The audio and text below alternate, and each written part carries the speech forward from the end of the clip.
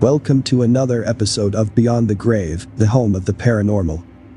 Before we start, I'd like to thank all those who have sent in their own ghost stories. It's great to hear from like-minded people with their own paranormal experiences. I will be reading them out over the next few weeks, so thank you. I'm pleased to say this week's show is sponsored by the YouTube channel 401 Files, the home of thought-provoking topics such as the UFO phenomenon, Bigfoot, and even the paranormal.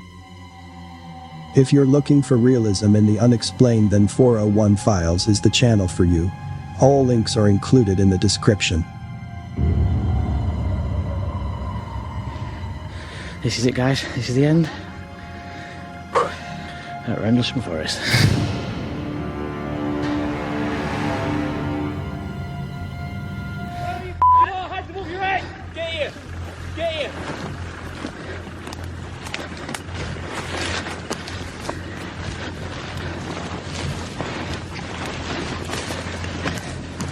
What are you doing on here?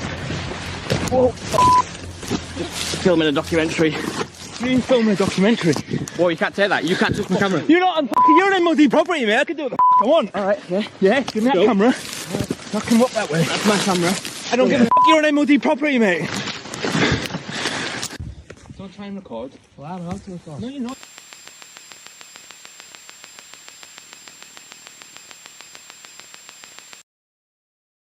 Now on with the show. The Haunting Cries of Bedern. York is one of England's oldest cities. It was founded by the Romans in 71 AD. After 4 centuries of rule, the Romans finally departed, leaving it to be occupied by the Saxons. In 866 AD, Viking invaders captured the city and renamed it Jorvik. By the Middle Ages, the city had grown considerably, mainly from the wool trade. It also became a place of religious importance with its impressive Gothic cathedral, known as York Minster. Today, the city remains a popular tourist destination, attracting visitors from around the world who come to visit the many locations of historical interest.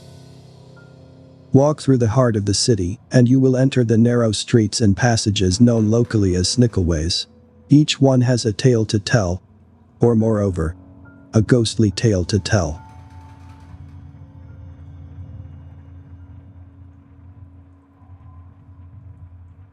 York is reputed to be the most haunted city in Europe, playing host to thousands of ghostly sightings.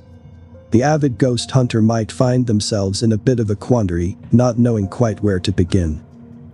As night falls and the city's daytime crowds disperse, specters appear to drift down nearly every dimly lit street or alleyway. During the 19th century, the area around Bedern was a grim and foreboding place, occupied by slums and dilapidated warehouses. Amidst the ramshack houses stood the York Industrial Ragged School. This was not a traditional school, but rather a workhouse for orphans and strays. The institution was run by a cruel workhouse master, George Pimm. Pimm was a vile brute of a man who would take a morbid delight in thrashing the children for the slightest misdemeanor. Furthermore, he ensured that the orphans labored for long hours working on farms, market stalls, and as chimney sweeps. In return, they were granted a few meager hours of education. Conditions at the workhouse were squalid and cold, and many children died from being overworked, malnutrition, and the brutal beatings meted out by Pimm. When a child died, the church would give them a Christian burial and remove them from their list. Pimm, realizing he would lose his allowance for a dead child, decided to hide the bodies and not declare the deaths. Winters were extremely bitter in those days, and the ground was too hard to dig even the shallowest of graves.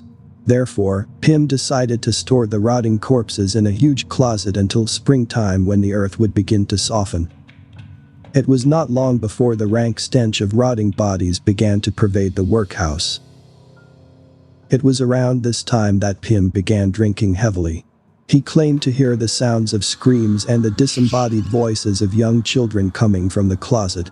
This eventually played on his conscience, and Pimm's went insane. Not able to fight off the voices, Pimm's took a knife and slaughtered the remaining children. Pimm was eventually discovered cowering in a corner, whimpering amongst the mutilated bodies. He was subsequently taken away by the authorities to spend the rest of his life in an asylum. As the years passed, people began hearing the sounds of children playing in the streets of Bedern. Many locals would avoid the area late at night.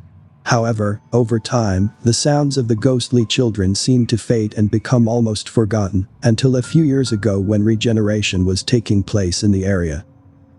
It is often believed that disturbance of Earth when laying foundations can reawaken paranormal activity.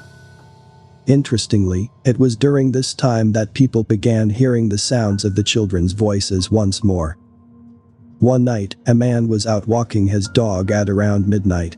As he approached the archway leading into Bedern, he began hearing the sound of children playing in the street. Needless to say, he was surprised that children would be out so late. He was about to investigate when his dog began cowering and refused to budge. He left the animal for a few seconds and entered the passage. Immediately, the voices ceased. While foundations were being laid for new housing, an architect working on the site suddenly felt something claw at his shoulder. He turned around but was surprised to see nobody there. Later that evening, while preparing for bed, his wife noticed a small scratch on his shoulder resembling that of a tiny hand. Many people to this day still claim to hear the sounds of the ghostly children late at night. It's hardly surprising that the area of Bedern is thought of as one of the most haunted locations within the city walls. Thank you for listening.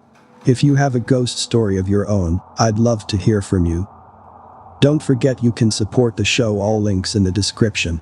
Until next time, stay safe and sleep well.